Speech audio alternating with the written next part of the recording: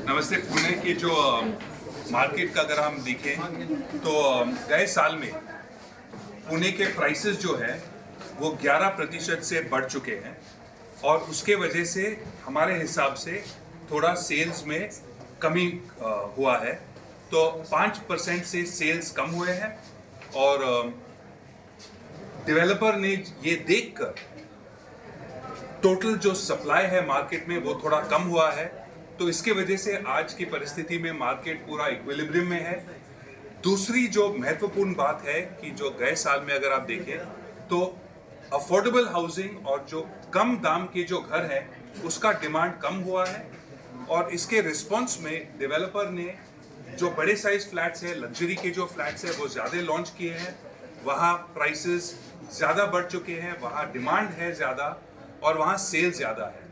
तो ये दो मेन जो बात है इस साल गए साल की जो डेटा देखें तो उसमें एक तो प्राइसेस बढ़ गए हैं और उसके वजह से थोड़ा सेल्स कम हुआ है और लग्जरी का जो सेक्टर है वहाँ बहुत पॉजिटिविटी से सेल्स हो रहा है, सप्लाई बढ़ रहा है। तो ये मार्केट का ओवरऑल सिचुएशन है। बजट सेगमेंट के बारे में आप बताइएगा कि वहाँ सेल कम हुआ है और लग्जरी में बढ़ रहा है, उसकी वजह आप देखिए, बजट सेगमेंट में जो सेल्स कम हुआ है वो अफोर्डेबिलिटी के वजह से है। अगर आप गए 5-8 साल से देखें तो ज़्यादातर 4 साल में दाम बढ़ चुके हैं, लेकिन अगर आप 8-9 साल का ट्रेंड देखें तो ओवरऑल प्राइस साल में 7-6-5% से प्राइस बढ़े हैं। लेकिन अगर आप अफोर्डेबिलिटी देखें वो उससे ज़्यादा बढ़ा हुआ है।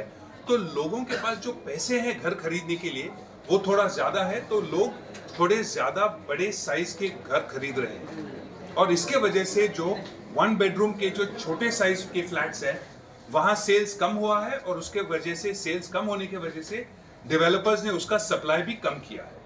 गवर्नमेंट ने जीएसटी में अगर डिफरेंस लाते हैं